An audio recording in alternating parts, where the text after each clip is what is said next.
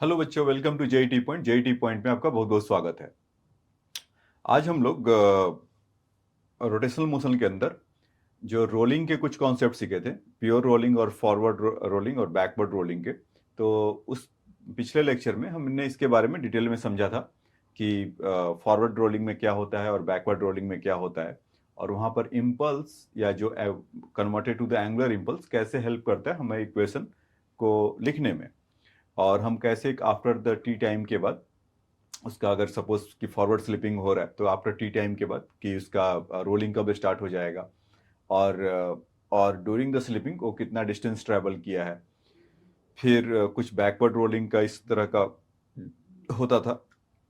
तो उस कंडीशन में कि हम देखते थे कि उसका रोलिंग कब स्टार्ट होगा।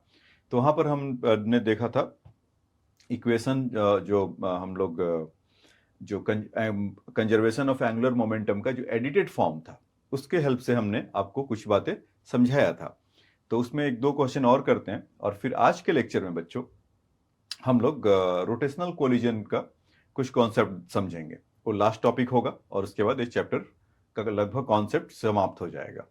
उसमें मतलब कि कोई अगर बॉडी टक्कर किसी को मारती है और हिट करता है तो उसके चलते उसमें रोटेशनल होता है, तो उसके चलते एंगुलर मोमेंटम का क्या रोल है, वो कैसे चीजें कंजर्व होगा। सपोज कि कोई एक आपके पास इस तरह का रॉड है और कोई इसको परपेंडिकुलरली हिट करता है तो उसके चलते इसमें कुछ रोटेशन होगा।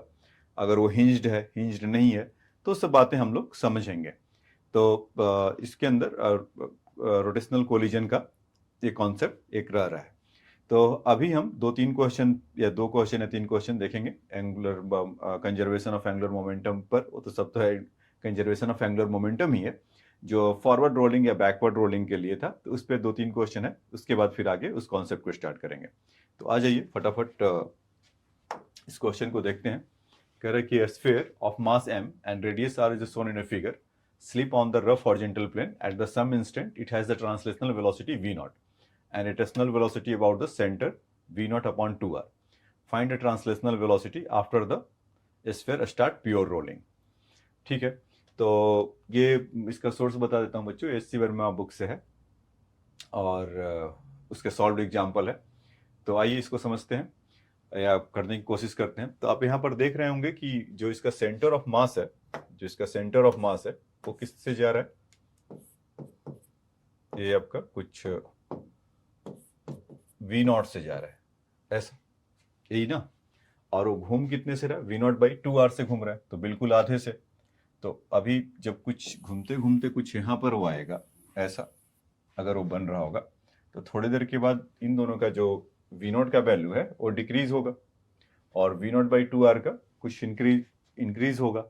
तो एक टाइम के बाद मतलब फ्रिक्शन अपना काम कर रहा होगा, और सर्टेन टाइम के बाद उसका जो वेलोसिटी है वो डिक्रीज होगा, और उससे कह देते कि वी हो रहा होगा। उस केस में वी नॉट से वी हो रहा होगा, और इनका जो वी नॉट बाई 2r है वो भी कुछ वहां से उसका वैल्यू मतलब यहाँ से अगर प्योर रोलिंग स्टार्ट होगा तो वहां से हम बोल सकते हैं कि v equal to omega r से रोटेट कर रहा होगा, ऐसा कुछ होगा। तो इसके लिए आपको समझाया था कि सबसे पहला स्टेप कि अगर हम मोमेंटम को कंजर्व कराएं, तो मोमेंटम को अगर कंजर्व कराएंगे तो m इंटू वी नॉट, मतलब कि कंजर्वेशन ऑफ मोमेंटम यहाँ लिख देता हूँ केस 1 से, तो ये तो यही देगा m इंटू वी नॉट। और इस पे जो फ्रिक्शन लग रहा होगा इस डायरेक्शन में, तो इसको रिटार्ड कर रहा होगा। तो कितने देर के लिए लगा होगा, f into D T time के लिए सपोज। तो इसका वेलोसिटी डिक्रीज हो रहा है ना, क्योंकि वी नॉट से इसको डिक्रीज होकर उसके प्योर रोलिंग में जाना है, तो m इंटू कुछ v होगा, ऐसा। अच्छा, अगर वहां से अगर रोलिंग के लिए देखा जाए तो हमारे पास क्या है, तो मतलब कि कंजर्वेशन ऑफ एंगुलर मोमेंटम को अगर पिक्चर में लेकर आते हैं, तो यहां से आप देख रहे होंगे कि m इंटू, या ये है क्या, स्फीयर है। तो ठीक है, तो स्फीयर है तो इसको हम यहां से ऐसा कर सकते हैं कि I into is v not by 2r, ऐसा, प्लस इसको हेल्प कर रहा है और रोटेट कराने में, तो f into r into D T, मतलब इसके अबाउट अगर ले ले सेंटर ऑफ, मतलब कि conservation of angular momentum about O, अगर ऐसा कर लेते हैं तो इसके about I V naught upon 2r ऐसा, और ठीक है, F R into D T equal to I into omega, और ओमेगा का इसमें v बाई आर हो जाएगा। तो ये चीजें हमने इस यहाँ पर आपने देखा इसको, तो यहाँ पर आप देख रहे होंगे कि ये आर कैपिटल नहीं है, वो स्मॉल आर है।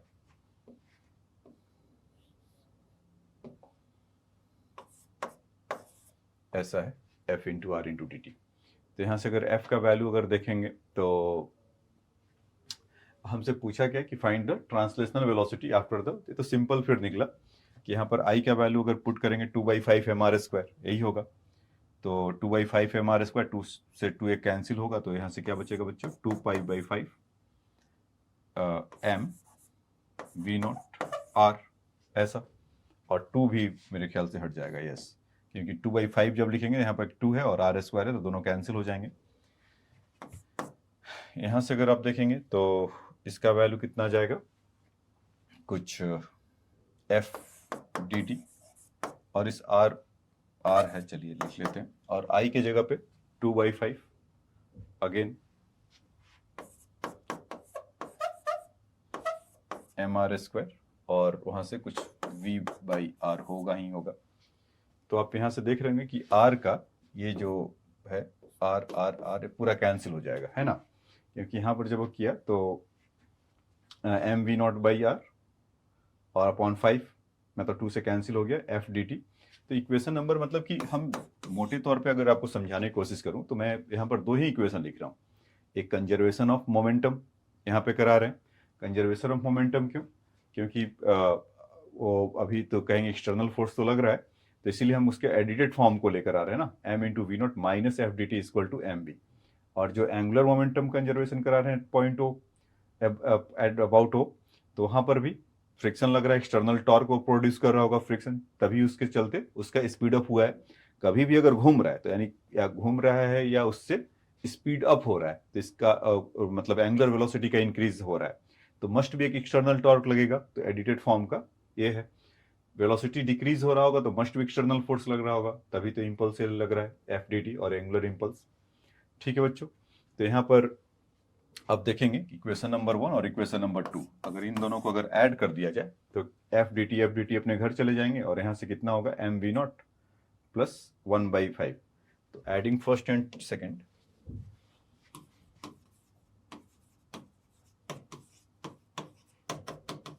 तो उन दोनों इक्वेशन को अगर करेंगे तो वहाँ से एम वी नॉट था, यहाँ पर 1/5 था, तो यहाँ से कितना हो जाएगा, 6/5 एम वी नॉट ऐसा, और उस साइड पर हमारा कुछ था एम वी, और इस अभी इधर कितना हो गया, 2/5 एम वी।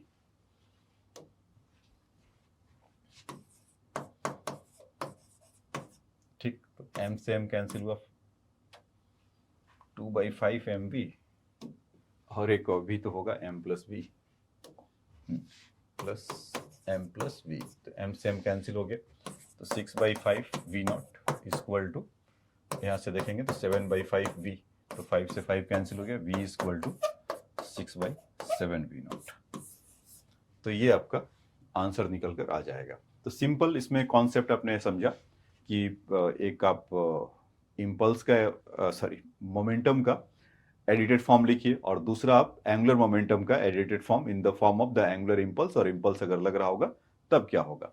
तो एक तो ये आपका तरीका था करने का, जो कि मैं आपको इसी पे ट्रेंड किया हूं, इसी बात पर आपको ज्यादा किया हूं। एक दूसरा आपको उस पर थोड़ा बहुत बताया है कि conservation of angular momentum l i equal to l f. तो ये तो तब होता था कि जब इस पे कोई एक्सटर्नल फोर्स नहीं लगता था, तभी ये होता था ना। अभी तो देखेंगे तो फिर गड़बड़ हो जाएगा काम। तो उसके लिए क्या है कि अगर कंजर्वेशन ऑफ एंगुलर मोमेंटम हमें अगर इसका देखना है तो हम एक काम कर सकते हैं इसमें कि बेसिकली इस फ्रिक्शन से प्रॉब्लम है, जो दूसरा वाला मैंने लिखा कि उसका सेकंड मेथड आप कह सकते हो लिखने के लिए, समझने के लिए। तो इसमें आपको एक नया चीज और सीखने को मिलेगा कि how will you eliminate the, ऐसे पहले भी आपने टॉर्क वगैरह लगाने के लिए देखा था, जो जिससे प्रॉब्लम होता है, जिस फोर्स के बारे में हमें पता नहीं है, तो हम क्यों ना उसी के अबाउट ले लें, मतलब जहां से ओरिजिन है उसी के अबाउट अगर हम टॉर्क ले लें तो उस फोर्स का कोई सिग्निफिकेंट नहीं रह जाएगा। क्यों? क्योंकि उसी पॉइंट से अबाउट है तो उसका डिस्टेंस 0 होगा, तो कोई टॉर्क को प्रोड्यूस वहां से नहीं करेगा। तो सेम काम हम यही करने वाले हैं इसके साथ, फ्रिक्शन के साथ। ये फ्रिक्शन एक्सटर्नल फोर्स लगा रहा है, तो इस पॉइंट ओ ए के अबाउट ही कर ले, तो इस पॉइंट एफ के इसके अबाउट अगर करेंगे तो एफ अगर कितना भी लग रहा होगा तो नलीफाई हो जाएगा। तो आइए, तो इनिशियल मोमेंटम कितना होगा, एम वी नॉट, और ये डिस्टेंस देखिए आर होगा, ये वाला यहां से यहां तक आर है ना, तो यहां से इसका एंगुलर मोमेंटम अगर इनिशियल अगर लेंगे तो कितना हो जाएगा, m we not into r, इस तरह का कुछ होगा, m we not into r. और फाइनल के लिए अगर देखा जाए कि फाइनली हमें क्या मिला, तो अभी क्या हो रहा था वो, इसमें क्वेश्चन में मेंशन है कि sphere of mass m is the radius shown in a figure slip on the rough horizontal surface. At some instant it has the translational velocity v naught and velocity v naught upon 2 by r. ठीक है, तो velocity about the center is v naught upon 2r. Find the translational velocity after the sphere star pure rolling. ठीक है, तो इसमें जो अभी L initial के लिए देखें कि इस पॉइंट के अबाउट, तो इसके चलते रोटेटिंग के वाला भी तो हो रहा है, घूम रहा है, तो वो भी तो कुछ ना कुछ एंगुलर मोमेंटम रखेगा इस पॉइंट के अबाउट। वो कितना होगा, तो आई इंटू ओमेगा, यहां से अगर देखेंगे तो M we not are plus I into omega, तो omega 2/5 M R square into we not by 2r। ऐसा अगर एल इनिशियल की अगर बारे में बात करें तो ये दो होंगे, इक्वल टू ऐसा। देखिए ये बात समझ में है, एल इनिशियल का value m we not r, वो तो मतलब उसका वी नॉट से जा रहा था, उस एफ पॉइंट ए के अबाउट लिया, तो उस पॉइंट ए के अबाउट लिया, तो इसका एंगुलर मोमेंटम बच्चों m we not by r हो गया ये चीज।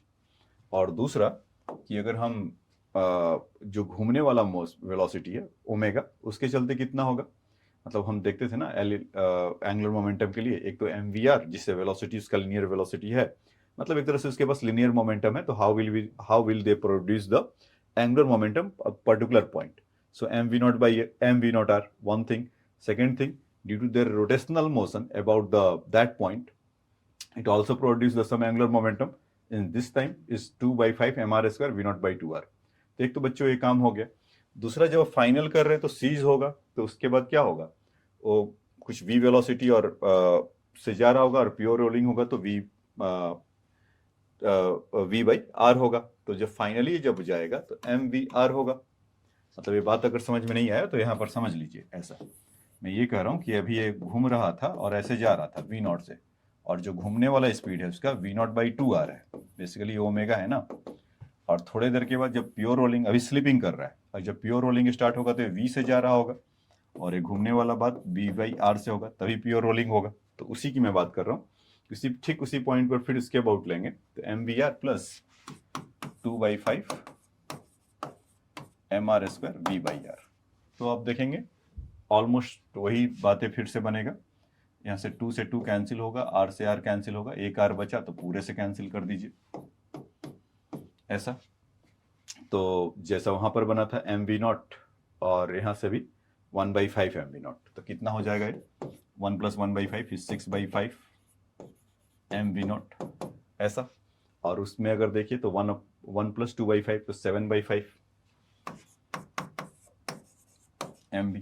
ये इनिशियल वाला है, फाइनल वाला। तो यहाँ से एम से हम अपने घर गए, 5 से 5 घर गए, तो वी का वैल्यू कितना आ गया 6/7 वी नॉट आ गया ना। तो ये बात समझ में आया। तो इसको आप एंगुलर मोमेंटम से डायरेक्टली भी कर सकते हैं या इक्वेशन लगा के करिए। तो बच्चों को एडवाइस देंगे कि जब आप प्रैक्टिस करते हैं, जब क्वेश्चन घर पे आप करते हैं, तब तो इससे करिए, और एग्जाम वगैरह में जब आप जाते हैं तो इस वाले को भी, इसको आप कर सकते हैं। तो ये मतलब टाइम बचा कर देता है। वहां पर क्या था कि हर चीज को देखते हैं, करते हैं, तो आप उस पर देख सकते हैं कि किस पे आपको मास्टरी आ जा रहा है। इसमें क्या होता है कि एक एक चीज आपको पता चल जाएगा, टाइम वगैरह का। जो ये इसकी बात कर रहा था, जो इसमें कर रहे हैं, अगर आपको मान लीजिए ये भी पूछना, अगर वो पूछ लेता है आपसे कि आफ्टर व्हाट टाइम के बाद इस pure rolling is started, then ऐसा क्वेश्चन हमने पिछले क्लास में काफी देखा था। चलिए एक बार इसका भी पूछ ही लेता हूँ कि after what time the pure rolling will start. So तो डी टी मतलब is the change in time है, तो उसके लिए ही है। और एफ का वैल्यू यहाँ पर देखेंगे तो m g downward, normal force up, तो एफ का वैल्यू म्यू जी आपको यहाँ से तो फटाफट मिल जाएगा।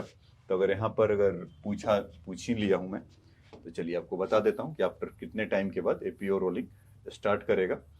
तो आप यहाँ से ऐसा समझ सकते हैं कि m we not minus mu m g into D T equal to m, और वी नॉट का वी का वैल्यू अभी लेकर आए 6/7 वी नॉट, ऐसा।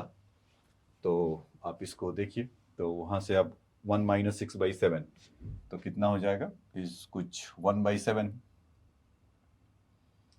तो M we not by 7 equal to mu m g into D t, m से m cancel हो गए, तो डी टी का वैल्यू कितना आ जाएगा, we not over 7 mu G. तो इतने टाइम के बाद इसका प्योर रोलिंग स्टार्ट हो जाएगा। कितना चला तो बाकी का कहानी तो आपके लिए बाएं हाथ का खेल होगा। तो कॉन्सेप्ट आपका समझ क्लियर हुआ क्या, आपका कॉन्सेप्ट बिल्डअप आप समझ में आया कि भाई हमें जब इस तरह का प्योर रोलिंग नहीं है, फॉरवर्ड रोल स्लिपिंग अगर हो रहा है, तो उस केस में हम क्या करेंगे कि वेलोसिटी उसका डिक्रीज हो रहा होगा, तो एडिटेड फॉर्म वाला इम्पल्स का जो मोमेंटम कंजर्वेशन विथ इम्पल्स का है उसको लगाएंगे। स्पीड अप हो रहा है तो फिर से एंगुलर इम्पल्स का एडिटेड फॉर्म वाला जो एंगुलर मोमेंटम का कंजर्वेशन है उसको लगाएंगे। और नहीं तो ऐसा सीधा सीधा वैसा सोच सकते हैं कि अपना जहां पर फ्रिक्शन प्रॉब्लम एक्सटर्नल फोर्स लग रहा है उसी को हटा दिया, तो इस तरह का ही बनेगा। ठीक है, अगर आप चाहते हैं तो इसको फटाफट नोट डाउन कर सकते हैं, मैं स्क्रीन से हट जा रहा हूं। ठीक है, अब उसके बाद इसको और लिख लीजिए, सेकेंड मेथड, ये आपको और हेल्प करेगा। अब आ जाइए नेक्स्ट क्वेश्चन में चलते हैं। ये क्या कह रहे हैं कि billiard ball of the mass m and radius are initially at rest is the given the sharp horizontal impulse by a q, the q is held horizontally the distance h above the center line and shown in a figure। तो और उसमें ये question ये बता रखा है कि v not से जा रहा है और थोड़ी देर के बाद उसका 9/7 v नॉट हो जा रहा है। ठीक है, और इनिशियली एट रेस्ट पर है, तो वी नॉट उसको एक शार्प इंपल्स दे रहा है, the cue is held horizontally the distance H above the centre line on shown in figure. तो आपसे पूछा जा रहा है कि एच का वैल्यू क्या होगा, कि किस उस पे पॉइंट पर करें कि वी का जो वैल्यू है 9/7 वी नॉट हो जाएगा, और उस समय जो रोटेट कर रहा होगा ओमेगा से कर ही रहा होगा, इनिशियली वो नहीं कर रहा है। ये बात समझ में आया? तो जरा एक बार आप ट्राई करना चाहते हैं तो ट्राई भी कर लीजिए, उसको म्यूट करके या सॉरी उसको पॉज करके। ठीक है बच्चों, तो इसको देखिए, इसमें जो ट्राई किए होंगे जिनका आ गया है होगा तो समझिएगा। इसमें जो कीवर्ड है, इसमें जो बोला है कि the billiard ball is the mass m radius r initially at rest. अब तक क्या हो रहा था कि इसमें और given the sharp horizontal impulse the cue and the cue is held horizontally distance h of the centre as shown in a figure, और वो मतलब प्योर रोलिंग हो रहा है और उसमें कितने देर के बाद 9/7 वी नॉट पहुंच जा रहा है वी नॉट से। तो अगर हम इसमें कुछ देखें कि जो फोर्स एफ लगाए होंगे उसके चलते ही ये कहानी बन रहा है सब ऐसा। तो अगर हम एफ इंटू टी, अगर इम्पल्स, क्योंकि इनिशियली तो रेस्ट में है ना, क्वेश्चन में मेंशन है, equal to m into we naught, ऐसा होगा। ठीक, एफ इंटू टी का जो उसका वैल्यू है, तो इनिशियली तो रेस्ट में है तो ऐसा होगा। अब उसके चलते अगर एच हाइट का अगर अबाउट द सेंटर अगर हम कर रहे होंगे तो f into t into h equal to इसका जो मोमेंटम एंगुलर मोमेंटम होगा, बिलियर्ड बॉल है तो यानी कि 2/5 M R square into omega equal to, या ओमेगा नॉट मान लीजिए, उस समय का ओमेगा नॉट क्या है वही हमें अगर मिल जाए तो बाद में हम उसका काम कर सकते हैं। कि यहाँ से हम क्या करते हैं बच्चों, वी नॉट तो हमें पता है लेकिन ओमेगा नॉट नहीं पता है, या एंगुलर वेलोसिटी इनिशियली नहीं पता है, तो हम इसको फटाफट मोमेंटम कंजर्व करा के अपना काम कर सकते हैं। क्योंकि देखिए फाइनली तो ओमेगा और इतना बोल रखा है कि 9/7 वी नॉट के इसके इक्वल है, तो और प्योर रोलिंग है तो इसमें तो कोई दिक्कत ही नहीं, ओमेगा का जो वैल्यू होगा कुछ 9/7 वी नॉट बाई आर आने वाला है। अगर उसकी अगर बात करें, स्मॉल आर लिख लीजिए, ये आएगा। तो अगर हमें एक बार पता चल जाए कि उसका कि वी नॉट का वैल्यू कितना है, तो हम उसका इनिशियल और फाइनल दोनों लगा सकते हैं। तो यहां से एफ टी का जो वैल्यू है, रेडीमेड वैल्यू, तो इसको उठाकर एम वी नॉट लिख सकते हैं क्या, ऐसा। तो वहां से अगर आप देखेंगे m we not into h, क्योंकि एच तो हमें पता ही है, तो वहां से ओमेगा नॉट का जो वैल्यू होगा, एम से एम कैंसिल होगा, और ओमेगा नॉट का वैल्यू कितना जाएगा बच्चों यहां से, 5 v naught h upon 2r square, ऐसा। ठीक है, तो इसको रखे रहिए अपने दिमाग में कि ये है। तो once we note that v naught का वैल्यू, तो उसके बाद एंगुलर मोमेंटम का कंजर्वेशन देखिए।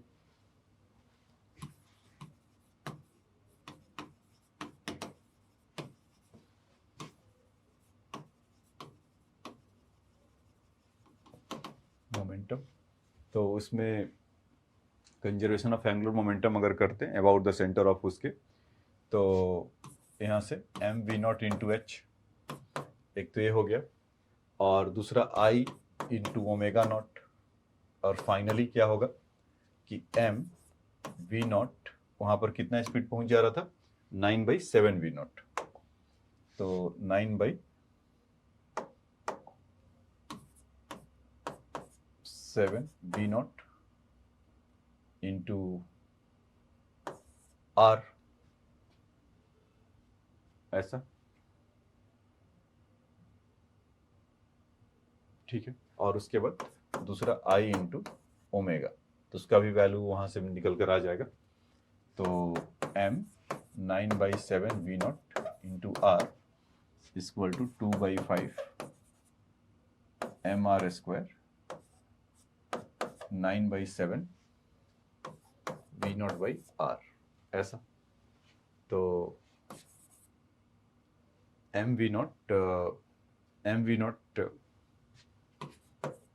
एच प्लस आई की जगह पे 2/5 एम आर स्क्वायर, और इसका वैल्यू कितना था बच्चों, इस वो ओमेगा नॉट का 5 v naught h by 2r square, 5 v naught h by 2r square, 2r square 2r square, ये तो पूरा पूरा यहाँ से निकल ही जाएगा। और जहाँ तक इसकी कहानी है, एम वी नॉट और यहाँ से 5/5, तो ये कितना हो जाएंगे कुछ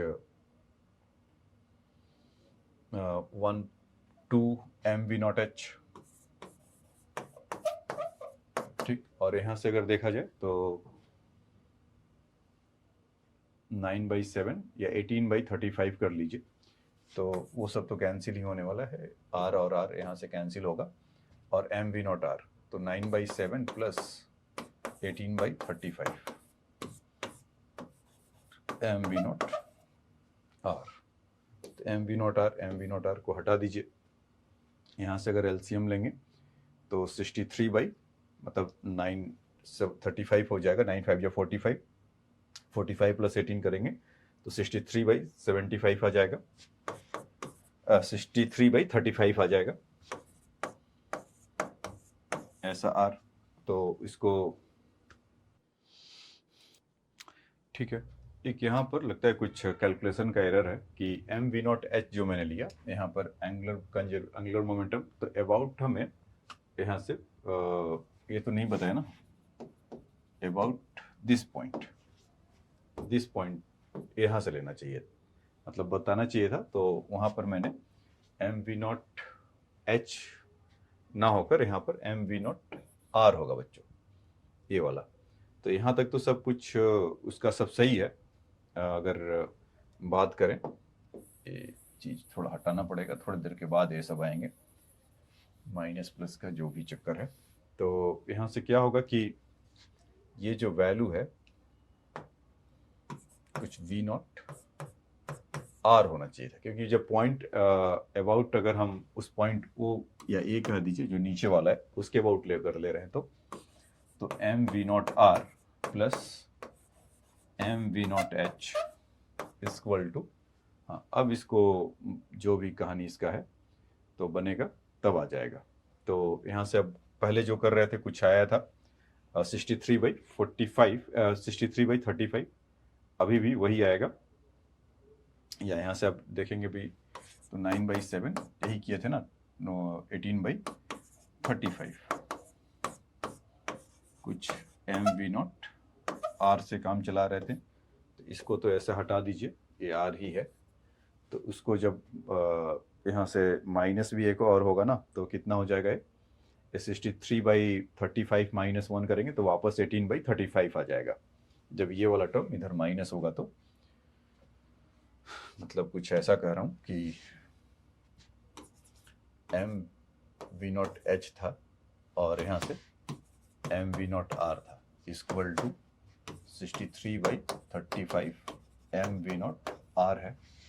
तो एम वी नॉट को तो आप हटा लीजिए, थोड़ा पतला चल रहा है। तो यहाँ से जो h का वैल्यू आएगा 63/35 r माइनस आर, तो यहाँ से अगर आप देखेंगे तो कितना आ जाएगा 18/35,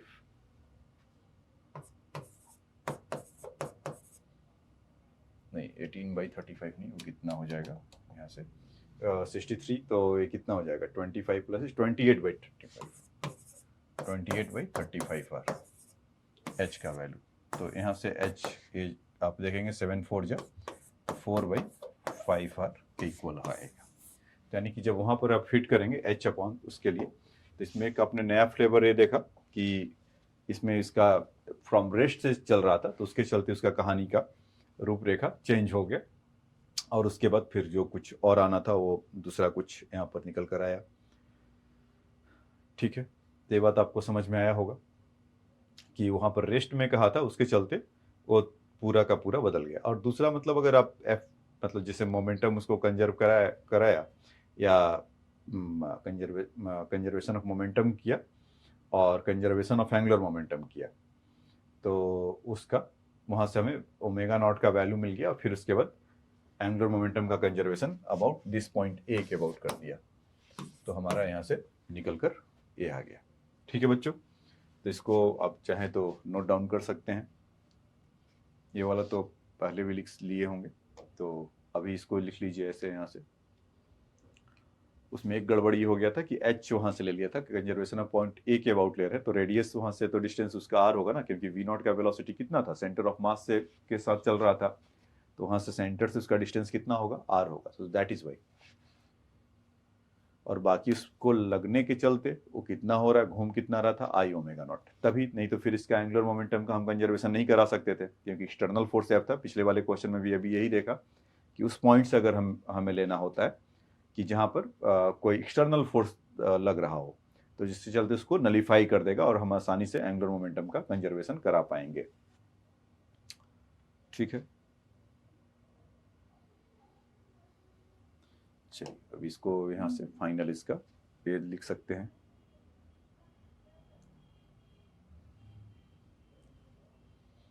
ठीक है,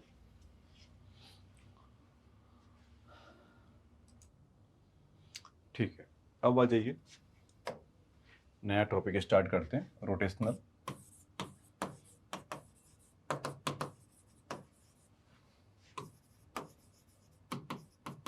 कोलिजन एंड एंगुलर मोमेंटम।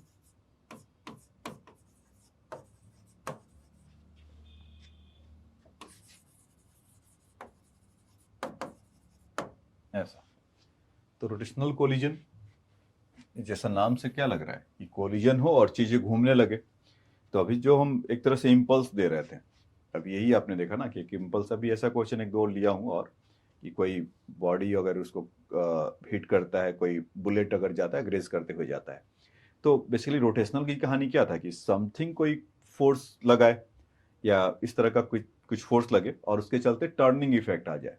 तो हमारा होता था। तो कोई फोर्स लगाए तो अभी कोई जरूरी नहीं कि हाथ से ही लगाए या कुछ कि उससे ऐसा कुछ करे।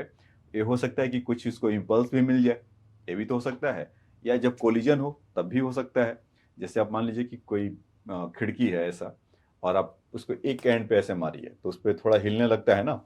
या आप उस तरह का जो मूवी पुराने जमाने के होते थे, पुलिस स्टेशन में कोई जाता था तो इस तरह का फ्लैप जैसा खुलता था, गए और अंदर ऐसे बंद हो गया। या इस तरह का सिचुएशन कहीं और भी आप देख सकते होंगे, देखे ही होंगे। तो उस केस में क्या होगा? तो अगर हम एक सिंपल सा एग्जांपल लेते हैं यहाँ से, ऐसा कि मान लीजिए कि कोई रॉड है ऐसा, और रॉड यहाँ पर हिंज्ड है ऐसा, और यहाँ से कुछ परपेंडिकुलरली ठीक इससे कोई m मास का वेलोसिटी u से आ रहा है, और इसको आते आते आते कहीं यहाँ पर हिट करेगा। तो हिट कर देगा तो इसके चलते तो अब मतलब वो इसके हिंज्ड है, तो इसका मतलब ये है कि इसके अबाउट रोटेट करेगा। तो थोड़ी देर के बाद ये कैसे दिखाई पड़ेंगे? कुछ ऐसा, ये ऐसा। और तब तक इसका जो वेलोसिटी होगा, या मतलब उसी के अबाउट अगर वो घूम भी गया और कोलिजन होने के बाद उसका कुछ वेलोसिटी अब v कह लीजिए, और ये ऐसा कुछ यहाँ से घूम गए हों, तो हम ये बातें बोल सकते हैं क्या? तो इन दैट केस हम क्या कह सकते हैं? तो यहाँ पर अगर हिंज्ड है ये, और हम इसी के अबाउट अगर इसका ले लें जहाँ पर वो हिंज्ड है, तो यहाँ पर हिंज्ड होने की वजह से क्या हुआ कि नॉर्मल फोर्स ऊपर नीचे लग रहा होगा। तो हमें यहाँ पर मतलब कि हिंज्ड है तो एक नॉर्मल फोर्स तो ऑब्वियस सी बात है ना कि लगेगा। या ये जो घुमा भी तो ये वाला इसी के अलॉन्ग ऐसा कहीं फोर्स लगा रहा होगा इस तरह से, और बदले में वो उसको लगा रहा होगा, हिंज्ड उसको लगा रहा होगा। तो एक्सटर्नल फोर्स तो नॉन जीरो है।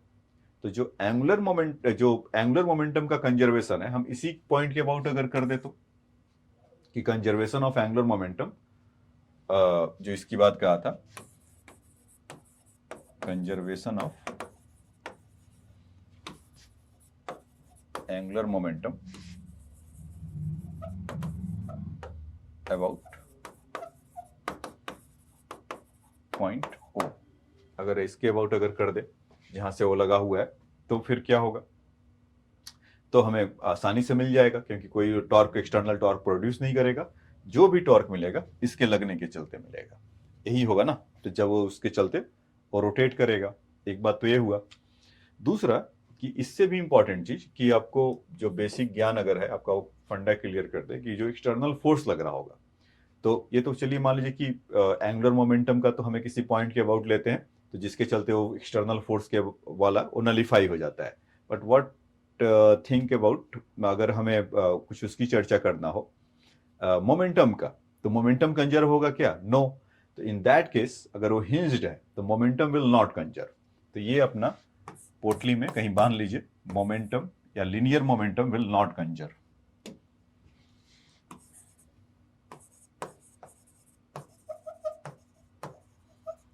मोमेंटम विल नॉट कंजर्व कब ऐसा होगा? जब यहां पर हिंज्ड है, यहां पे लिख भी देता हूं, ये हिंज्ड है। अगर वो हिंज्ड होगा तब इसका linear momentum will not conserve. Angular momentum conserve कराने के लिए उसी पॉइंट के अबाउट ले लेंगे, तो आपका एंगुलर मोमेंटम कंजर्व हो जाएगा। तो अच्छा, जब ऐसा हुआ तो हम इक्वेशन इसका क्या लिख सकते हैं? तो इनिशियली क्या है? एम यू, और इस पॉइंट के अबाउट ले रहे हैं, तो linear momentum m into u, और डिस्टेंस कितना है? एल। तो अगर एम यू इंटू एल, ऐसा, एल इनिशियल है। और फाइनली उसके बाद इसका जो मोमेंटम अभी जो इसमें लगा, जो समथिंग इम्पार्ट किया, तो जिसके चलते वो घूमने लगा, और इसके लिए अगर v वेलोसिटी अगर वो गेन कर रहा होगा, कौन? ऑब्जेक्ट अगेन, मतलब कि जो हीटिंग ऑब्जेक्ट है, बुलेट मान लीजिए, कुछ मान लीजिए, तो उसका मोमेंटम कितना होगा बच्चों? एंगुलर मोमेंटम उस हिंज पॉइंट के अबाउट mvl, परपेंडिकुलर डिस्टेंस उतना ही है। और ऐसा लगा, हाँ उसमें एक चीज और आपको मेंशन करना पड़ेगा कि कोलिजन इलास्टिकली हो रहा है, ऐसा नहीं कि कुछ और उसमें हो रहा है। अगर कोलिजन इलास्टिकली हो रहा है तो एम वी इंटू एल, और साथ ही साथ एक घुमा है तो 1/2 इस पॉइंट के अबाउट या आई ओमेगा। तो यहाँ पर इसका मास, सपोज रॉड का मास मान लीजिए कैपिटल एम है, तो इस एंड के अबाउट घूम रहा है, तो इसका मोमेंट ऑफ इनर्शिया कितना हो जाएगा बच्चों, ml²/3, यही आपको सिखाया था।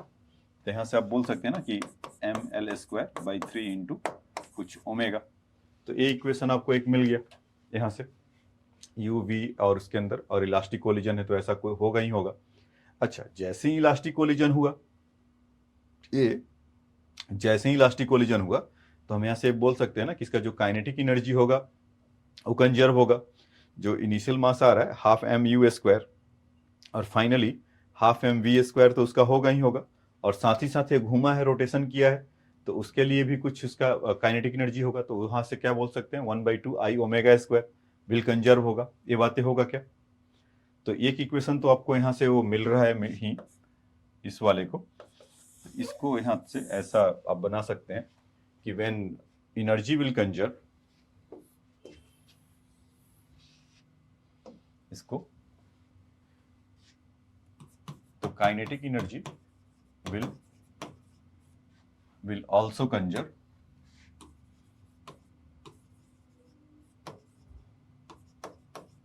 due to elastic collision. अगर इलास्टिक कोलिजन होगा तो काइनेटिक एनर्जी कंजर्व होगा। तो इनिशियल काइनेटिक एनर्जी कितना होगा, 1/2 m u square equal to 1/2 m v square plus 1/2 I omega square, ऐसा होगा क्या? तो वहां पर आप देख रहे होंगे कि एक इक्वेशन में तो यू वी वहां पर है, मतलब कि यू अगर, या तो मतलब दो अननोन, तीन अननोन है ऐसे तो, मतलब यू अगर गिवन है तो वी और ओमेगा ही दो अननोन हुए ना, मोमेंट ऑफ इनर्शिया तो आपको पता ही है। तो उस दो इक्वेशन के हेल्प से आप अपना काम कर सकते हैं। ठीक है, तो इसमें आप चाहो तो ऐसा भी और एक्सटेंशन कर सकते हैं, 1/2 m v square plus 1/2 rod का मास अगर ml²/3 इंटू ओमेगा स्क्वायर। तो एक इक्वेशन आपको ऐसा मिलेगा और पीछे वाले का इक्वेशन मिलेगा, तो वहां से आप अपना काम कर सकते हैं। अच्छा, इसमें एक कहानी और आगे बढ़ा सकते हैं क्या, कि ये जो चीज यहाँ पर हुआ था तो इलास्टिकली है, तो होगा अगर हम उसको फोर्स को भी कंसीडर करने लगे, जो इम्पल्स इम्पार्ट कर रहा होगा इसके चलते, कि m इंटू वी, तो बदले में तो ये भी ना कुछ तो फोर्स लगा रहा होगा ना यहाँ से। तो अगर f इंटू डी टी कर लें, तो जो इसके चलते प्रॉब्लम था, जो नॉर्मल फोर्स वहां पर था, तो मोमेंटम हम कंजर्व नहीं करा पाए थे। देखिए, मोमेंटम ऐसे कंजर्व नहीं होगा, लेकिन हाँ उसका जो एडिटेड फॉर्म होगा उसमें हमें फोर्स को कंसीडर करेंगे तो मोमेंटम कंजर्व होगा। इसी चीज को अगर मैं ऐसा अगर लिखूं कि जो अभी एम यू एल माइनस ए समथिंग समथिंग लिख रहा हूं, तो एग्जैक्टली सेम इक्वेशन आपके उधर भी आ जाएगा। जैसे कि अभी conservation of angular momentum about इस पॉइंट ओ के लिए किया और काइनेटिक एनर्जी कंजर्व कराया, ऐसा।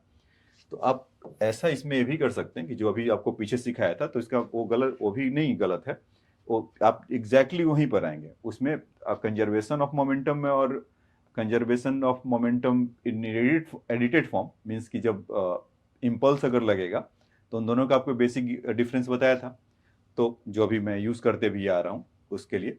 तो जैसे मान लीजिए कि अगर इसका अगर मोमेंटम अगर देखेंगे तो m into you minus f d T, collision के बाद कुछ ना कुछ तो इम्पार्ट उधर क्या होगा, वेलोसिटी तो कम ही होगा, तो m इंटू वी एक ऐसा मिल जाएगा। दूसरा, अगर ये तो कंजर्वेशन ऑफ मोमेंटम है, और कंजर्वेशन ऑफ एंगुलर मोमेंटम अगर देखें तो उसमें अगर आप देखेंगे तो इनिशियली वो तो रोटेट कर नहीं रहा है, तो 0 है। और यहाँ से अगर आप इसको देखेंगे तो f into r into D T, मतलब जो इम्पल्स क्रिएट हुआ होगा जो नॉर्मल फोर्स के चलते, और यहाँ से आई ओमेगा। तो आप एग्जैक्टली देखेंगे कि इन दोनों इक्वेशन में आएंगे। तो आप पे डिपेंड करता है एनर्जी वाला मेथड चुनेंगे या ये वाला चुनेंगे, और दोनों को अगर मर्ज करेंगे तो एग्जैक्टली आपको सेम रिजल्ट ही मिलेगा। आप एफ डी टी को वहां से हटाएंगे, तो यहाँ से अगर आप देखेंगे इसको m u minus m b equal to f d t, और यहाँ से एफ डी टी के जगह पे m u minus m v ऐसा, और 2/5 या आई का वैल्यू जितना है ml²/3। इनटू ओमेगा, तो उसमें भी आपको सेम आपको मिल जाएगा। तो जैसे आपको करना है डिवीजन कर दीजिए, मतलब दो इक्वेशन दो अननोन है, अब वो सिखाने की जरूरत नहीं है आपको कि how will you do this thing, ठीक है। अच्छा, इसी में अगर मान लीजिए कि अगर कोलिजन आपका इलास्टिकली नहीं हो, तब तो दिक्कत हो जाएगा, तो एनर्जी वाला तो भूल जाइए, तो इसी के शरण में आपको आना पड़ेगा। तो यहां तक तो आएंगे, वैसे का वैसे ही करेंगे।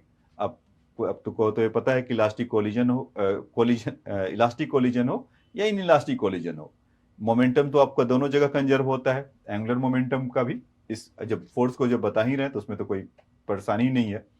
इन दैट केस कि सपोज कि अगर कोलिजन अगर इलास्टिक ना हो, इसी के लिए जैसे ऐसा अभी जो कर रहे थे, और रॉड यहां पर ऐसा हिंज्ड हो, और फिर से वही सब कहानी हो कि एम यू से आ रहा है, और इसको जब हिट मारा, मतलब कि ये बिफोर द कोलिजन की कहानी है। और दूसरा यहां से यहां पर हिंज्ड है, और या थोड़ा सा ऐसा कर देते हैं कि आपको एक्चुअल में फील हो कि m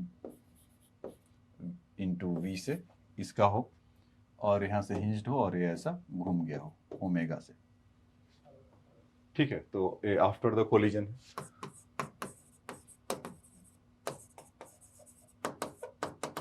आफ्टर कोलिजन ऐसा हो, तो इन दैट केस, और यहां से यहां तक का दूरी है आपका कुछ l है, तो ठीक है, इक्वेशन वाइज तो वो दोनों जो लिखे हैं लिखे हैं, लेकिन अगर इलास्टिक अगर कोलिजन, अगर यहां पर ऐसा मेंशन कर देता हूं कि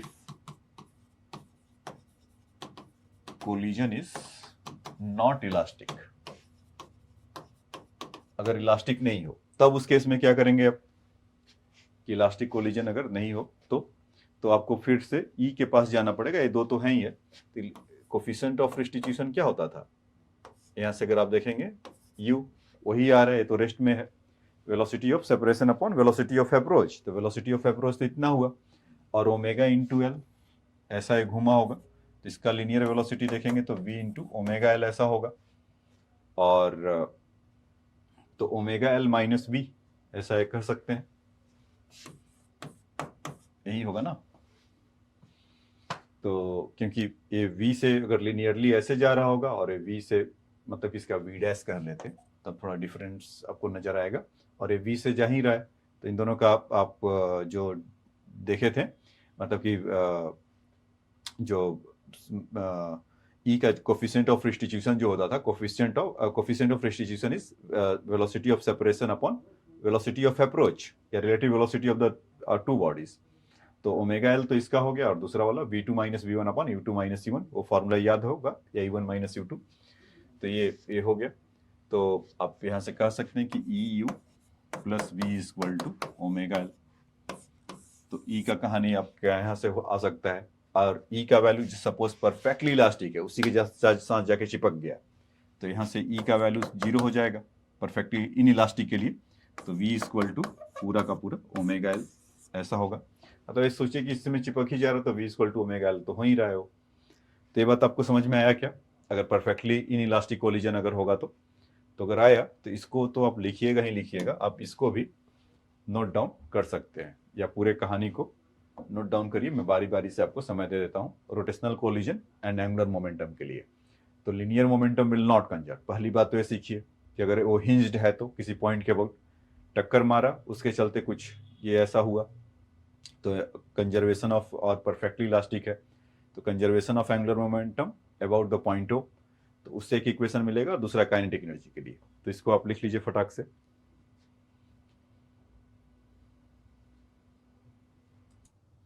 ठीक है, तो इसके बाद इसको देख लीजिए, इसके बाद ये वाला स्लाइड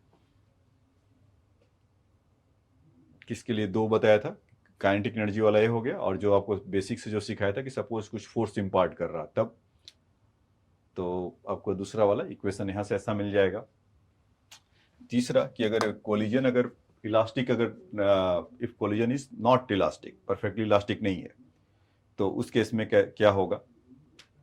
तो एक चीज और होगा बच्चों कि जब यहाँ पर बॉडी तो मतलब दूर दूर नहीं होगा, इन दैट केस ये बॉडी आकर इसमें चिपक जाएगा, मतलब कि जब परफेक्टली इलास्टिक कोलिजन होगा तो कोलिजन होने के बाद तो कुछ रॉड और ये दोनों साथ साथ ऐसा हो जाएंगे, तो उसमें जब कंजर्वेशन ऑफ एंगुलर मोमेंटम लिखेंगे,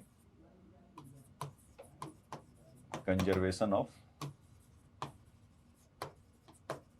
एंगुलर मोमेंटम अगर आप लिखेंगे यहां से, तो उस केस में m into U into L तो होगा ही होगा, ओरिजिनल तो है ही है। दूसरा आफ्टर द उसमें क्या होगा कि जो I इंटू ओमेगा अगर हम कर रहे हैं यहां से, क्योंकि वो उसके साथ अगर वो स्टिक अगर कट जा रहा है, तो इसमें ml स्क्वायर बाई 3 तो है, होगा ही होगा, प्लस वो यहां से उसमें चिपका हुआ है तो m इंटू एल स्क्वायर भी तो होगा ना, ऐसा है बदल जाएगा ओमेगा उसके साथ अगर स्टिक कर गया तो ये चीज आप उसके लिए एडिटेड फॉर्म में लिखिएगा, वो डिपेंड करेगा। तो अभी क्वेश्चन में आपको कराऊंगा ऐसा कि चिपक रहा है या क्या हो रहा है, तो आपको और वहां से समझ में आएगा। ठीक है, तो ये बात आपको अलग से लिखना हो तो ये वाला आप लिख रहे थे, हाँ इसको लिख लीजिए।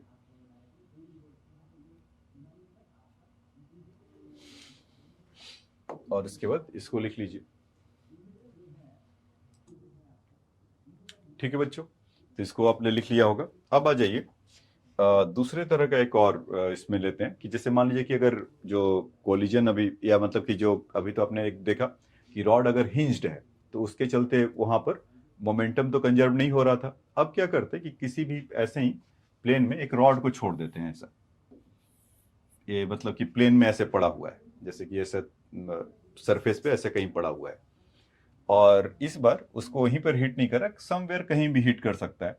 मास m है और यहाँ से u वेलोसिटी के साथ आ रहा है, तो मान लीजिए कि ये वो पॉइंट इसका है यहाँ से, और यहाँ पर आकर उसने कहीं इसको हिट मारा ऐसा। तो हिट मारने के बाद मतलब कि ये बिफोर कोलिजन की कहानी है, बिफोर कोलिजन ऐसा हो रहा है। आफ्टर कोलिजन में फिर क्या होगा, इसमें कि ये कुछ आपको ऐसा रॉड दिखाई देगा और ये यहाँ से अपने सेंटर ऑफ मास के अबाउट घूमेगा, कोई क्योंकि कोई एक्सटर्नल फोर्स है नहीं, तो जो उसका सेंटर ऑफ मास होगा उसी के अबाउट घूमेगा ना, कहीं भी हिट मारे। मान लेते हैं कि यहाँ पर हिट मार रहा है कुछ ए डिस्टेंस के इससे, तो जो वो घूम रहा होगा तो सेंटर ऑफ मास के अबाउट अगर घूमेगा, तो इसमें अगर हम इसका देखेंगे कि, और उसके बाद इसमें क्या होगा कि फ्री टू मतलब यहाँ पर दोनों तरह का मोशन होगा थोड़ा सा ये, क्योंकि हिंज्ड वाले में क्या था कि ट्रांसलेशनल मोशन सीज था, क्योंकि उसी पॉइंट के अबाउट उसको घूमना है। अभी क्या है कि फ्री है सरफेस पे, अगर मान लीजिए कि अगर सरफेस पे कोई ऐसा रखा हुआ है कोई भी रॉड और वहां पर आप हिट मारिए तो घूमेगा भी और आगे भी बढ़ेगा, तो वही काम यहाँ पर हो रहा है। तो आफ्टर द कोलिजन के बाद m वाला जो था उसका आप v1 से मान लीजिए, और ये वाला कुछ v2 से जा रहा होगा और साथ ही साथ ये घूम भी रहा होगा, omega equal to v2 into ये डिस्टेंस कितना था जहां पर हिट मारा था, यहाँ पर a लिया हूं तो v2 इंटू ए से ऐसा काम हो रहा होगा। तो ये बात आपको समझ में आया क्या कि यहाँ पर जब इस तरह का कोलिजन अगर होगा कि when the rod is the lying on the smooth horizontal surface, यहाँ पे लिख देता हूं कि when rod is lying on smooth horizontal surface, अगर स्मूथ हॉरिजॉन्टल सरफेस पर है तो फिर कहानी क्या होगा, तो इसको एम से कर रहा है और वहां से v1 वेलोसिटी है और रॉड का वेलोसिटी आपका v2 है और रोटेट हो रहा है v2 इंटू ए से। तो सबसे पहले तो एंगुलर मोमेंटम को फटाफट हम कंजर्व करा सकते हैं क्या, तो वहां पर उसी पॉइंट ओ के अबाउट लेते हैं कि conservation of angular momentum about ओ, तो यहां से m into U into D हो जाएगा, एक बात तो ऐसा, equal to m into V one into D plus 1/2 या सॉरी आई ओमेगा, ऐसा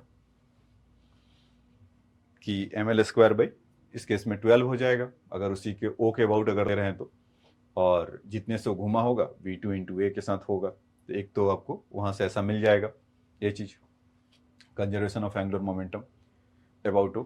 एक दूसरा कि अगर कंजर्वेशन ऑफ मोमेंटम अगर करा रहे होंगे तो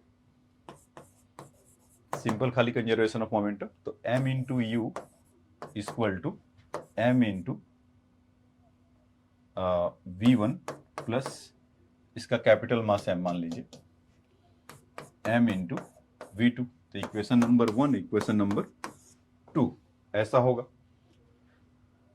और इस पे कोई देखिए, तो अब इसको इसमें कंजर्वेशन ऑफ मोमेंटम क्यों करा पाए बच्चों, यहाँ पर मैंने क्या पहले ले लिया कि when the rod is lying on the smooth horizontal plane, तो कोई वहां पर एक्सटर्नल फोर्स लगने वाला है नहीं, तो इसीलिए जो पहले एक्सटर्नल फोर्स नहीं है, तो यानी कि उसका जो नेट मोमेंटम होगा वो कंजर्व होगा। तो जो पहले था वो अभी होगा। तो पहले कितना था m into you, after the collision के बाद तो कोलिजन का नॉर्मल इक्वेशन हो गया m into v1 equal to capital M into v2।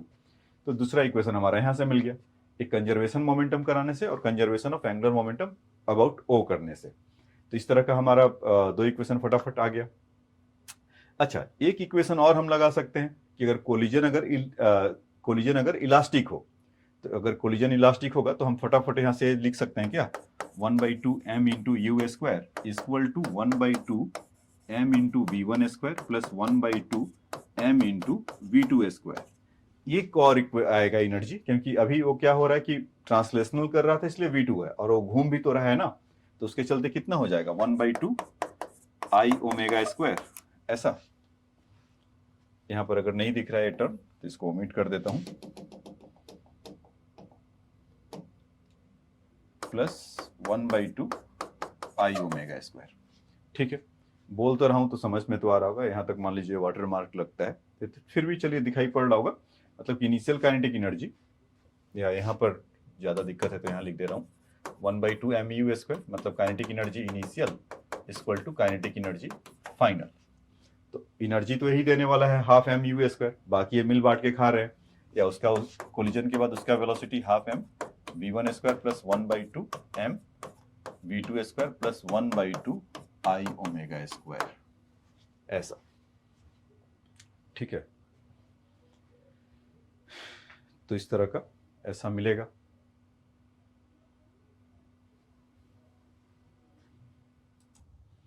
ठीक है, ये तो एक कहानी आपका ऐसा हुआ कि जब कोलिजन आपका इलास्टिक है तो एनर्जी भी कंजर्व करा लेगा। तो अब इन केस जब इलास्टिक कोलिजन अब इलास्टिक नहीं होगा, अगर कुछ और होगा तब फिर क्या होगा, तो उस केस में आपको फिर और सोचना होगा कि जब इन इलास्टिक कोलिजन हो। और इसमें एक चीज और है कि ये जो घूमा, ये ऐसे जिसके अबाउट एक घूमा सेंटर ऑफ मास के अबाउट, अगर हम ऐसा लिए तो सेंटर ऑफ मास के अबाउट अगर हम कोई फोर्स भी लग रहा होगा, इम्पल्स भी इम्पार्ट वगैरह कर रहा होगा, खैर हिंज तो है नहीं तो कहीं इम्पल्स इम्पार्ट करने की कोई जरूरत ही नहीं है, इसीलिए मैं इक्वेशन भी नहीं लिखा। तो इसके सेंटर ऑफ मास के अबाउट किया, मान लीजिए कि अगर वो बॉडी जाके चिपक जाता है तब कहाँ से होगा। अभी तो मान लीजिए कि इलास्टिक कोलिजन था, मारा ऐसे निकल गया, छिटक गया, अगर जाके वो चिपक जाता तब किसके अबाउट घूमता, तब उसके अपने सेंटर ऑफ मास के अबाउट घूमता। बच्चों एक कॉन्सेप्ट याद रखिएगा, अभी क्या हुआ कि इसको इंस्टेंटेनियस एक्सिस ऑफ रोटेशन के अबाउट ले लिए, कि मतलब कि सर्टेन इंस्टेंट पे जो घुमा होगा सेंटर ऑफ मास के अबाउट तब ऐसा हुआ होगा। सपोज की बॉडी अगर परफेक्टली इलास्टिक कोलिजन होता और जाकर वहां चिपक जाता, देन तब वो किसके अबाउट घूमता, तो जब फिर हम उसका सेंटर ऑफ मास निकालते हैं। ऐसा क्वेश्चन एक और रखे हैं, सेंटर ऑफ मास के अबाउट मतलब करते हैं, फाइंड आउट करते हैं और फिर वहां से उसको उसके अबाउट उसका इक्वेशन लिखते हैं। तो चलिए उसको भी लिख ही देता हूं कि व्हेन कोलिजन इज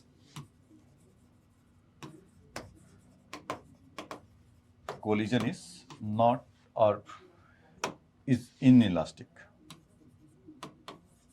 inelastic और पार्शियल इलास्टिक।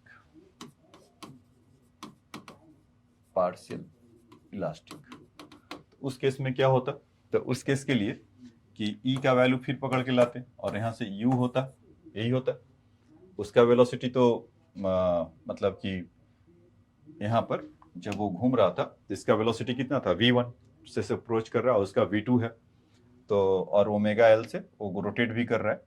तो हम यहाँ से ऐसा बोल सकते हैं ओमेगा एल या इसके about v2 into A.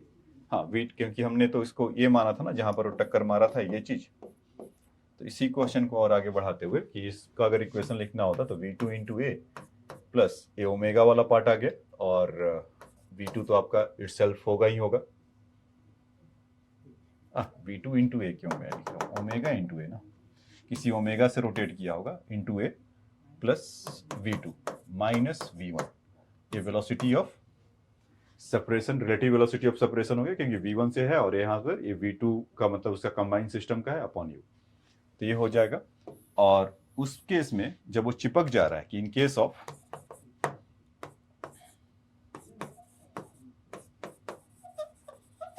Perfectly inelastic, अगर इनइलास्टिक होगा तो E का वैल्यू 0 हो जाएगा और उस केस में आप देखेंगे तो omega a plus v2 minus v1 equal to 0, ऐसा बनेगा। और उसमें फिर ओमेगा का जो वैल्यू आएगा वो तो ठीक ही है, इसलिए ऐसा कि उसमें सेंटर ऑफ मास के अबाउट रोटेट करेगा, तो फिर सेंटर ऑफ मास आपको लेकर आना पड़ेगा। तो एक ऐसा क्वेश्चन लेते हैं कि जिसमें ये सब सारे चीज सबमिट करा जाए। तो सबसे पहले तो आप इसको नोट डाउन कर लीजिए कि जब वो when the body is lying in the smooth horizontal surface, ये आपका कॉन्सेप्ट है, तब उसमें कुछ परपेंडिकुलरली ये डिस्टेंस पे कहीं हिट मारता है तब क्या होगा। तो ऐसा एक क्वेश्चन अभी देखेंगे, इसको लिख लीजिए, इसको लिख लीजिए।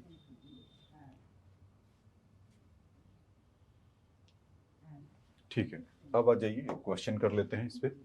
एक small disc and the thin uniform of rod length L whose the mass is the neta times greater than the mass of the disk lie on the smooth horizontal plane. The disk is set in a motion in the horizontal direction perpendicular to the rod with velocity v. ठीक है, after which is the elastically collide, यहाँ पर देखिए mention है elastically collide with the ends of the rod. Find the velocity of the disk and the angular velocity of the rod after the collision. At what values of the neta the velocity of the disk after the collision will be equal to 0. Reverse the direction, मतलब कब वो direction उसका होगा, मतलब question का मतलब समझ में आया बच्चों। इसमें क्या कर रहा है कि एक ऐसा रॉड है, a small disk and the thin uniform length L whose the mass is neta times the greater than the mass of the disk lie on the smooth horizontal plane. ठीक है, तो फिर तो कोई बात ही नहीं रहा, स्मूथ हॉरिजॉन्टल प्लेन में कोई हिंज्ड वगैरह का जरूरत नहीं है, और वो कहां पर टक्कर मार रहा है, उसके एंड पर, और उसका मास सपोज m है, तो ये v वेलोसिटी से आ रहा है और ठीक किसको यहाँ पर टक्कर मार रहा है, मतलब एंड पर, यहाँ पे लिख दे रहा हूँ कंफ्यूजन ना हो। तो ये घूमेगा कैसे, अभी अभी ये सब सारा देखा है, इसका रॉड का लेंथ L है तो ये डिस्टेंस हमारा L/2 हो जाएगा, ये सब तो कहानी बनेगा ना। और आफ्टर द कोलिजन के बाद कुछ रॉड इस तरह से ऐसे जाएगा, सेंटर को ऐसा दिखा देते हैं V2 से और M इसका V1 से, ठीक है, और ये ऐसा कुछ ओमेगा घुमा होगा। तो सबसे पहले फटाफट तो हम कंजर्वेशन ऑफ मोमेंटम और कंजर्वेशन ऑफ एंगुलर मोमेंटम तो बिना समय गंवाए फटाक से निकाल ले, और फिर उसके बाद देखते हैं कि उसको क्या चाहिए, कुछ उसको चाहिए नीटा का वैल्यू चाहिए। तो देखिए इसमें कैपिटल मास m का वैल्यू कितना है, नीटा टाइम्स ऑफ m, और स्मॉल m जो डिस्क का वैल्यू है तो है ही है, यहाँ पे लिख भी दे रहा हूँ कि disc equal to mass m और इसका रॉड का मास तो कैपिटल M जो है सो है ही है। तो मोमेंटम कंजर्वेशन अगर देखेंगे तो यहाँ से mv इक्वल टू कितना हो जाएगा, m into v1 plus Neeta times of m into v2, तो m तो कैंसिल हो गया, तो v इक्वल टू एक तो पहला आपको मिल गया v1 plus Neeta times of v2, एक इक्वेशन तो फटाक से ये आपका आ गया। दूसरा कंजर्वेशन ऑफ एंगुलर मोमेंटम करा लिया जाए। कंजर्वेशन ऑफ एंगुलर मोमेंटम में बच्चों क्या होगा कि m into we into L/2, यही है ना, जब ये आ रहा है और यहाँ से डिस्टेंस कितना है L/2 परपेंडिकुलर डिस्टेंस, तो m भी L/2, जब वहां से जा रहा है तो mv1 L/2 प्लस उसके बाद वो घुमा I ओमेगा, तो रॉड का कितना हो जाएगा, उसके सेंटर ऑफ मास के अबाउट mL²/12, तो नीटा times of mass L²/12 into omega, ऐसा। तो हम वहां से उसका ओमेगा का वैल्यू लेकर आ सकते हैं क्या,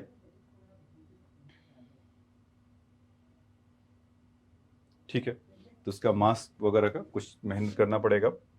यहाँ से v minus we one equal to eta times of v2 है, तो m कैंसिल होगा और ठीक है, m ये कैंसिल हो गया। तो वहाँ से अगर आप 2 को भी अगर उड़ाना चाहें, या l/2 l/2 एक l होकर यहाँ से 6 हो जाएगा ऐसा। तो वहाँ से आप देखेंगे नीटा टाइम्स l/6 इंटू ओमेगा, और यहाँ पर v बचा है और यहाँ पर v1 बचा है, तो क्यों ना हम v minus v1 equal to हमें ओमेगा के बारे में जो लिखना हो वो लिख सकते हैं। ठीक है, ऐसा तो नहीं सोच रहे हैं कि v2 के चलते भी होगा, क्योंकि हम उसी पॉइंट के अबाउट ले रहे हैं ना, सेंटर ऑफ मास के अबाउट ले रहे हैं। यहाँ पे लिख देता हूं कि conservation of momentum of angular momentum COM about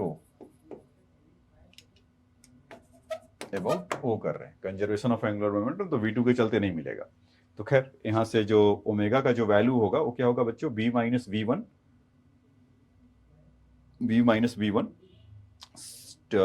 times 6/नीटा। मतलब चलो अगले पेज पे ही लिख देते हैं,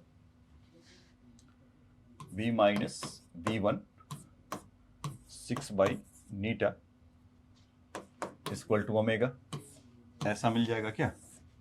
और एक और है साथ में, उसको भी लिखते चलो, नहीं तो बार बार वो पीछे पीछे आना पड़ता है। v equal to v1 times of eta times of v2। तो ये तो दो इक्वेशन है, तो एनर्जी को कंजर्व करा लिया जाए तो हमारा काम थोड़ा बनता हुआ दिख रहा है। और उसमें नीटा का वैल्यू, मतलब कुछ नीटा का डिपेंडेंस वैसा कुछ लेकर आना है। वो पूछा है कि नीटा का वैल्यू कितना हो कि v1 का वैल्यू 0 हो, यही शायद पूछा है। तो कुल मिलाकर हम v1 ही ना निकाल लें। At what value of eta will the velocity of the disc after the collision be equal to 0। तो उसका डिस्क का कोलिजन वेलोसिटी क्या है after the collision is v1 है। तो हम ऐसा करते हैं, अपना फोकस v1 निकालने पे कर देते हैं, अपने आप आ जाएगा। तो एनर्जी कंजर्वेशन के लिए पहले लिखें, तो 1/2 m इंटू वी स्क्वायर, तो ये है equal to 1/2 m into v1 square plus 1/2 m capital M या नीटा times of m into v2 square plus 1/2 rod का नीटा इंटू मास m है ही है ml square by 12 into omega, और ओमेगा का वैल्यू ये लाए हैं। तो हमारा काम बनते हुए दिखाई दे रहा है। v1 हम आसानी से निकाल लेंगे। तो उसमें सबसे पहले तो m/2 को अपने अपने घर भेज दीजिए, तो थोड़ा सा वो रिलैक्स होगा।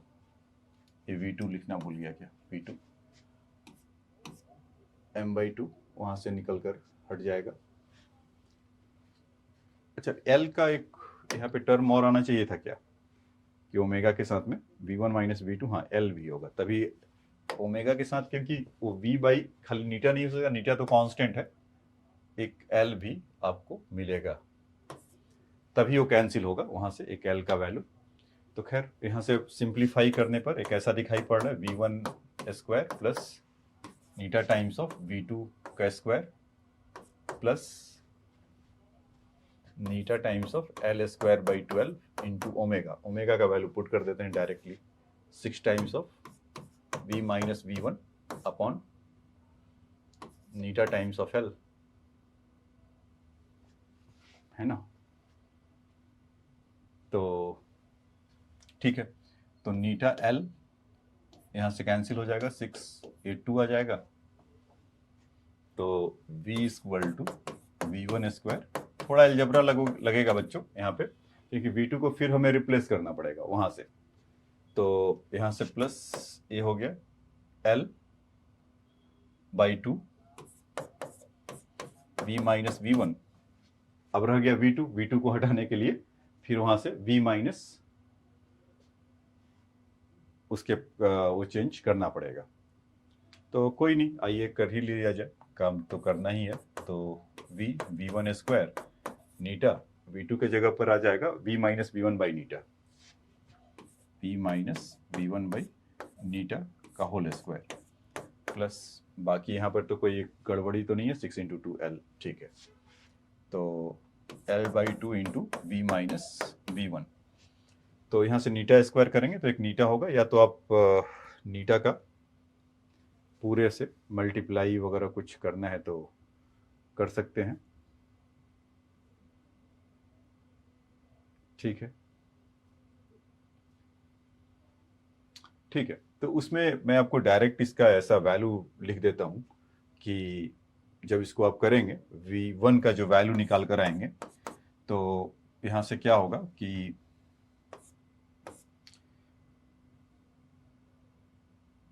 फोर प्लस नीटा एंड 4 माइनस नीटा, ऐसा कुछ आएगा बच्चों, इंटू वी, ये V1 का वैल्यू।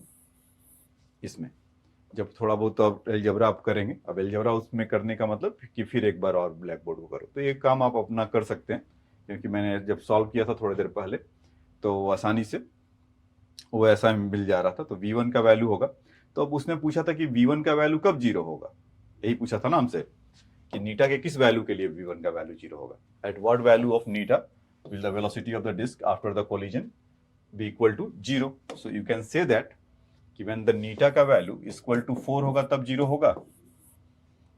और उसमें देखिए कि इसका वैल्यू निगेटिव कब होगा, जब नीटा का वैल्यू 4 से ज्यादा होगा तब। 4 से जैसे यही ज्यादा हुआ, जैसे 5 हो गया, 6 हो गया या 4 पॉइंट समथिंग हो गया, तो that value will be negative, नीचे तो पॉजिटिव है। So it will be means कि वो पूछा था क्वेश्चन में कि रिवर्स कब होगा, ये पूछा है कि when will be the reverse of the direction, reverse to the direction. So reverse the direction when the V1 will be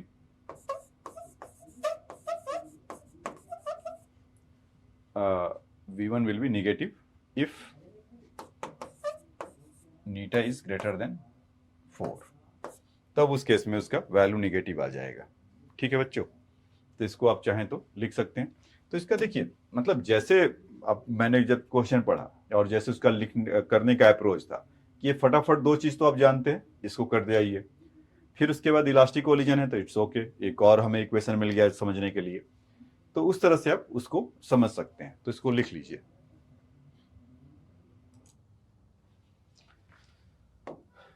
ठीक है, इसको लिख लीजिए, पॉज कर लीजिए अपना फिर से वैसे ही। ठीक है, एक आइए फटाफट एक आसान सा क्वेश्चन देखते हैं। ये क्वेश्चन नहीं है क्या?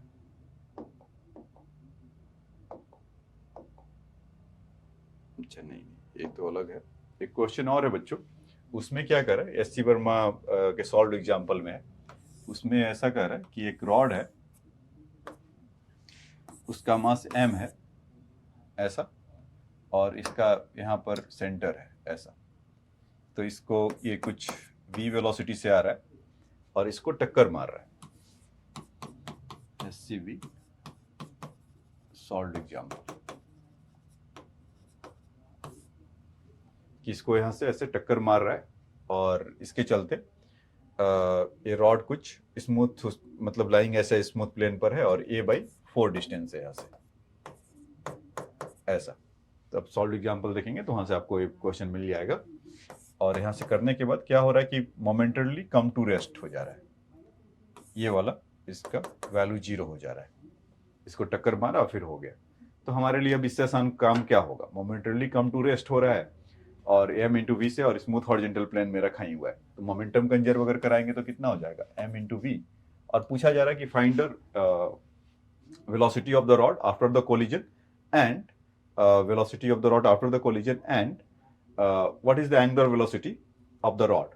So you can say that यहाँ from यहाँ से m into v dash मान लीजिए, तो v dash तो सिंपल आ गया mv अपॉन ऐसा।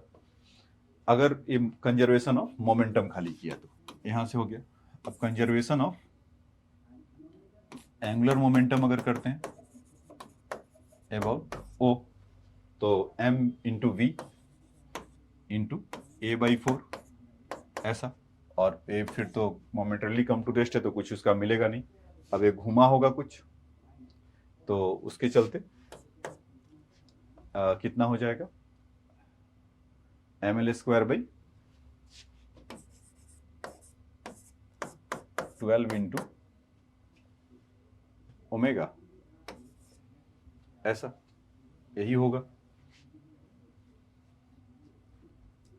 ऐसा। तो यहां से अगर आप देखेंगे तो अच्छा, उसका a/4 है तो रॉड का लेंथ भी वो a ही होगा, उसी के टर्म में दिया होगा। तो यहाँ से a²/12 लिख सकते हैं इसको। तो a4 3 ऐसा हो जाएगा, a से कैंसिल हो गया, मास मास कैंसिल हो गया। तो यहाँ से जो ओमेगा का वैल्यू जो निकल कर आएगा 3v बाई ए, तो ये आपका ऐसा निकल कर आ जाएगा। ठीक है बच्चों, तो इसको नोट डाउन करना है तो कर सकते हैं। ठीक है, तो ये आपने नोट डाउन कर लिया होगा। अब आ जाइए, इस पर भी एक सॉल्व एग्जाम्पल और एस सी वर्मा सर का बुक का है, तो उसको आइए फटाक से कर लें, फिर इसके बाद ये 2 क्वेश्चन देखेंगे। हाँ, इस क्वेश्चन की बात कर रहा था कि spare shown in a figure lies on the rough plane when the particle of the mass m is traveling at a speed of the v naught collide and stick with it। गया और stick कर गया, तो मतलब elastic collision, inelastic collision perfectly है। If the line of motion of the particle is at the distance h above the plane, find a the linear speed of the combination system just after the collision. तो हमारे लिए तो काफी आसान हो गया कि एक वॉक की तरफ the angular speed of the system about the centre of the sphere just after the collision. वो देखिए हेल्प भी कर रहे हैं और हमें बता रहे कि इसके वहां से ही बताना है, इसके सेंटर से बताना है। See the value of the h for the which the sphere start pure rolling on the plane. अच्छा, जब प्योर रोलिंग हो तो v equal to omega r जैसी बातें होगा। Assume that mass m of the sphere is the larger compared to the case of the mass of the particle, so that the center of mass of the combination system is not appreciably shifted from the center of the sphere। मतलब वो वही का वही रहेगा जो मैं बात बोल रहा था ना कि अगर स्टिक कर गया तो किसके अबाउट वो घूमेगा, अपने सेंटर ऑफ मास के अबाउट घूमेगा। तो उस चीज को यहाँ पर वो नलीफाई कर दिए ये सब बातें बोलकर कि उसका mass is, capital mass is much much greater than small m. So you can, इसको आप हटा सकते हैं। तो देखिए बच्चों कि अगर इस क्वेश्चन को अगर करने के लिए हो तो हम क्या करेंगे, समवेयर यहाँ पर अगर हिट किया होगा इस विजिबल, मतलब यहाँ पर अब तो विजिबल होगा अच्छे से कि यहाँ पर हिट किया होगा और एम ऐसे होगा और दोनों साथ साथ गए होंगे। तो सबसे पहले तो हम इस पे टूट पड़ेंगे कि ठीक है, इसका वेलोसिटी मांगे है कि दिस कंबाइंड सिस्टम का कि व्हाट द वेलोसिटी v क्या होगा। तो अगर कंजर्वेशन ऑफ मोमेंटम करें तो एकदम से एक फटाक से दे देगा। तो कंजर्वेशन ऑफ मोमेंटम अगर देखते हैं तो कितना हो जाएगा, m into we naught equal to m plus capital M into उसका v कॉमन वेलोसिटी से ऐसा जाएगा। तो कॉमन वेलोसिटी कितना आ जाएगा बच्चों यहाँ से, m into we naught upon m plus capital M। ये तो फटाक से आप ऐसा इसको समझ सकते हैं एक बात। दूसरा कि कह रहा है कि the angular speed of the system about the center of the sphere is just after the collision। तो उसमें क्या होगा, तो हम इसी पॉइंट O के अबाउट जो बोले हैं यहाँ पर O को मेंशन भी कर रखें कि O के अबाउट है।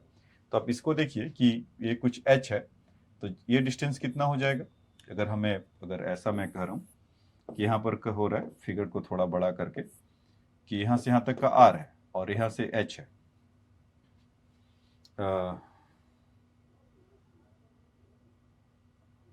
अच्छा, हाइट यहाँ से यहाँ तक का h है, ठीक है। तो सेंटर से कितना दूर हो जाएगा, ये जहां से वो हुआ है h माइनस आर, ये चीज ये वाला h माइनस आर ही होगा ना, ये वाला जहां पर कर रहे हैं। तो अब इसका एंगुलर मोमेंटम कंजर्व कराएं पॉइंट अबाउट ओ कि conservation of angular momentum about O, इसके ओ के अबाउट। तो यहाँ से मास उसका m है और h माइनस आर डिस्टेंस है, ऐसे तो वेलोसिटी मुझे लिखना चाहिए था, वही लिखूंगा अभी m we not into h minus r, ठीक है। और यहाँ पर दोनों स्टिक करके और लुढ़क रहे हैं, तो मोमेंट ऑफ इनर्शिया कितना हो जाएगा उसका, वहां से अगर देखेंगे तो इसका स्फीयर का कितना होगा 2/5 mr²। और यहाँ पर आपको चौकन्ना रहना होगा कि mr², मास का तो गलती मत ही करिएगा, प्लस स्मॉल mr², ये भी करना होगा। क्यों, क्योंकि जब चिपका होगा तो यहाँ से इसका परपेंडिकुलर डिस्टेंस कितना होगा, r ही होगा, तो mr²। और what will be there, omega, omega is this much, omega का मल्टीप्लाई करेंगे तो वहां से आपको मिल जाएगा क्या, ओमेगा का वैल्यू। तो ओमेगा हमारा इतना होगा। अब इसमें m v नॉट h minus R upon 2/5 M R square, capital R ही लिखिए, तो और वहां से 2/5 एम आर स्क्वायर, तो ऐसा 2/5 एम आर स्क्वायर, ये आर स्क्वायर था बच्चों, तो यहाँ से आर स्क्वायर कॉमन ले लें, इसमें plus m into are square, ऐसा होगा क्या? ठीक, तो ये बातें हम यहाँ से बता सकते हैं या बोल सकते हैं कि हाँ ये होगा। तो अब वो क्या बोल रहा है कि ये तो हमारा ओमेगा का वैल्यू है। अब उसमें क्या कहा जा रहा है कि पूछा जा रहा है कि the value of h for the which the sphere start pure rolling on the plane. तो जब अगर प्योर रोलिंग होगा तब क्या होगा? तो v इक्वल टू ये जो सेंटर ऑफ मास है उसके इमीडिएट के बाद और इसका ओमेगा, तो इन दोनों में तो आपस में ऐसे बातें कर रहे होंगे ना कि v centre of mass equal to omega r, इस तरह की बातें होंगी।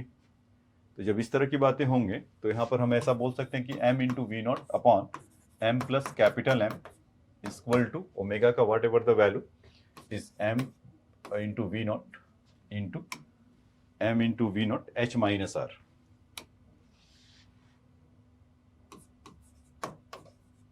Upon 2/5 m into small m into are square, ऐसा होगा। ये ओमेगा का वैल्यू था इंटू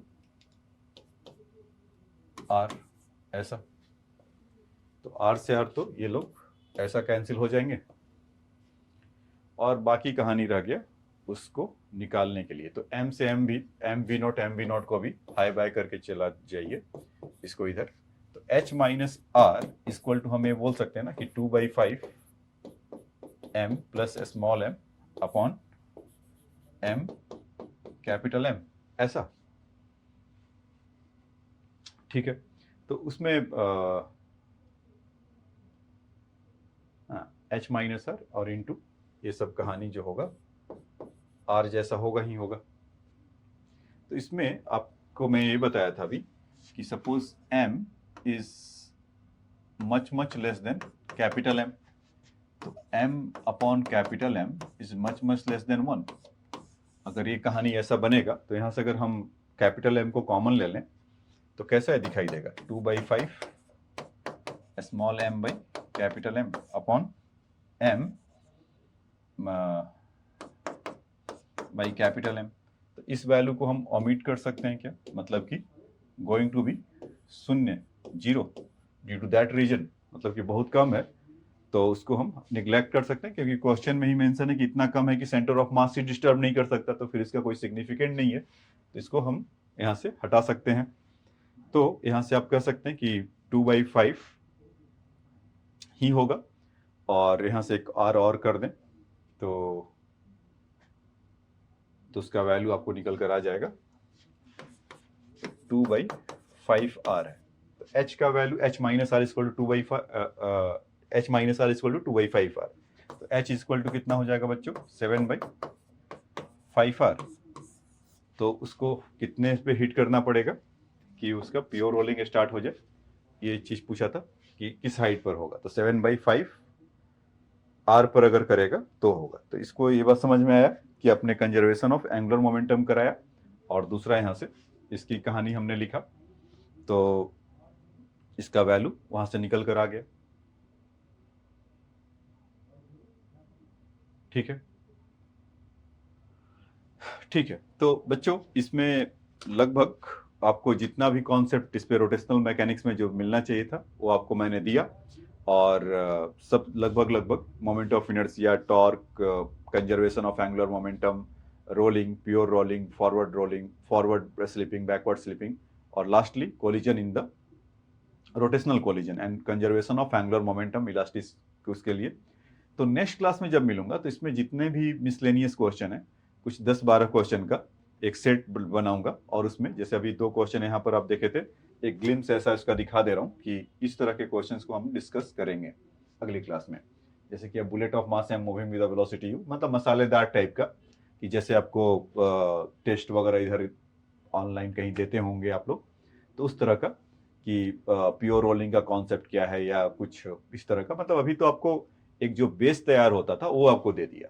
तो अगले क्लास में इस तरह के क्वेश्चन या इसके बाद इस तरह का क्वेश्चन कि यहाँ से आ रहा है कोई बुलेट और उसको जस्ट किस करते हुए निकल जा रहा है और उसको घुमा दे रहा है, तो इस तरह के क्वेश्चंस को और आगे आपको बताएंगे।